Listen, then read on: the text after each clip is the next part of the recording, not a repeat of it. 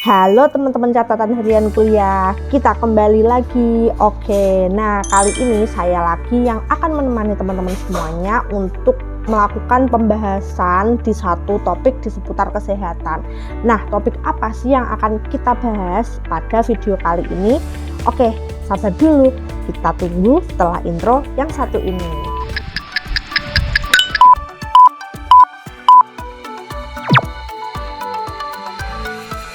Oke teman-teman, nah pada video kali ini kita akan membahas topik seputar yang sering ditanyakan oleh para ibu-ibu hamil nih. Nah, tentang apa sih?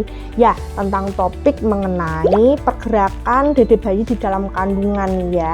Nah, ini ada nggak sih tanda dari kenormalan pergerakan dari si dede bayi maupun tanda jika pergerakannya ini tidak normal? Nah, kita akan bahas ya. Nah, Bunda atau ibu-ibu semuanya yang menyaksikan video ini, tentunya yang saat ini sedang hamil itu bertanya-tanya ya, pergerakan dede bayi yang normal itu seperti apa sih di dalam perut dan mulainya itu kapan, seperti itu. Nah, pergerakan dari dede bayi yang di dalam kandungan, nah itu biasanya dimulai antara minggu ke-16 sampai minggu ke-24 hingga nanti menjelang persalinan nih. Nah, untuk ibu yang hamil nih, hamil pertama kali, nah itu biasanya tuh mungkin tidak di minggu ke-16, mungkin akan mundur sekitar minggu ke-20 itu ibu-ibu ini baru bisa merasakan pergerakan dari si dede bayinya. Nah, ini hal yang normal-normal saja ya ibu-ibu. Nah, pergerakan si dede bayi ini harus sekali dirasakan oleh ibu-ibu hamil itu sampai nanti menjelang persalinan tiba ya. Jadi ini harus ada pergerakan terus seperti itu ibu-ibu. Nah, yang perlu di warning nih, ketika ibu hamil ini tidak merasakan adanya pergerakan dari si dede bayi di dalam kandungan ini sampai ke minggu 24. Nah, minggu ke-24 ini kok nggak ada pergerakan ya dede bayi ini di dalam kandungan. Ini kenapa nih? Nah, ini wajib untuk dijadikan warning. Segeralah untuk melaporkan hal ini ya ke bidan atau dokter terdekat atau syukur-syukur ke dokter kandungan yang merawat ibu. Nah, untuk apa sih? Untuk segera dilakukan pemeriksaan terhadap keadaan si dede bayi di dalam kandungan, mungkin dengan Doppler atau mungkin dengan USG. Nah, lantas seperti apa sih pergerakan dari si dede bayi di dalam kandungan ini? Oke, nah di awal-awal nih ya ibu-ibu, itu biasanya untuk pergerakan dari si dede bayi ini biasanya itu dia tuh terasa nih berputar-putar seperti itu. Mungkin nggak begitu kerasa sih, tapi ada terasa itu berputar-putar seperti itu karena memang itu masih kecil seperti itu ya ibu-ibu. Kadang juga dia bergelombang. Nah, itu terasa sih ada gerakan seperti itu ibu-ibu. Kemudian seiring bertambahnya minggu nih, seiring bertambahnya waktu, nah gerakan si dede bayi ini mulai berpola nih, ada sentakannya, kemudian kadang menendang, dan itu semakin kuat ibu-ibu. Nah, tentunya itu akan dirasakan lebih dari ibu yang mengandung. Lantas seberapa sering sih dede bayi ini harus bergerak?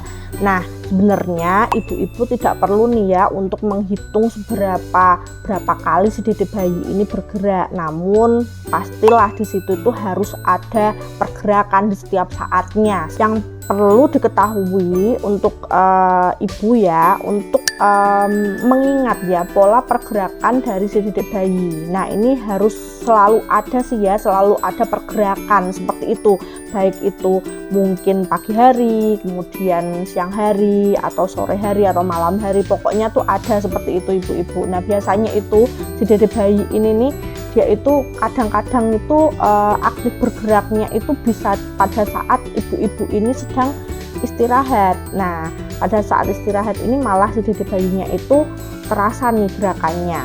Nah, ini yang perlu ibu-ibu ingat. Nah, kenapa sih ibu-ibu hamil ini harus notice dengan adanya perbedaan atau perubahan dari pola pergerakan dede bayi? Nah, tentunya yang kita harus tahu ya, bahwasannya pergerakan dari dede bayi di dalam kandungan ini itu menjadi suatu indikator tersendiri terkait adanya masalah kesehatan di dede bayi yang berada di dalam kandungan. Nah, ketika nih si dede bayi ini memang ada perubahan pola, atau mungkin dede bayinya ini tidak aktif seperti biasanya, atau mungkin bahkan tidak ada pergerakan sama sekali. Nah, ini ibu-ibu wajib notice nih ya, harus segera melaporkan hal yang ibu rasakan ini ke petugas kesehatan terdekat, atau syukur-syukur langsung ke dokter kandungan. Supaya apa? Supaya segera dilakukan pemeriksaan dan perawatan kepada si dede bayi yang berada di dalam kandungan ini. Nah, seperti itu. Nah, saya ulangi lagi ya, yang perlu dinotis untuk ibu hamil nih ya, terkait dengan pergerakan dede bayi di dalam kandungan ini ya, yang perlu dinotis. Yang pertama nih, adanya perbedaan pola ya, tidak seperti biasanya nih gerakannya seperti itu. Bahkan di situ pergerakannya itu tidak aktif lagi seperti biasanya, semakin melemah, dan bahkan juga ibu tidak merasakan adanya pergerakan dari dede bayi, sama sekali tidak merasakan. Nah, ketika hal ini ibu rasakan, untuk segera nih ya, ibu melakukan pemeriksaan ke petugas kesehatan terdekat dulu deh, nggak usah ke dokter dulu. Ketika dokternya jauh, ke petugas kesehatan dulu, nggak apa-apa. Nah, ini segera melaporkan. Nah, syukur-syukur ya itu tadi, ibu langsung ke dokter kandungan untuk dilakukan pemeriksaan secara intensif ya, terkait dengan kesehatan dede bayi di dalam kandungan.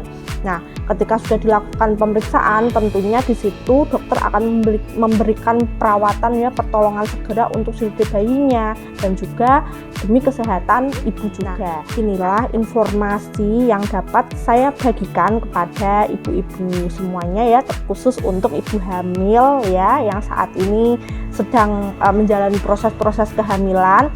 Semoga informasi ini dapat bermanfaat, dan mungkin nanti kita akan membahas topik tentang kehamilan yang lainnya ya di video selanjutnya. Nah, semoga videonya bermanfaat, sehat selalu dan bahagia selalu, dan salam catatan harian kuliah. Sampai jumpa di video berikutnya.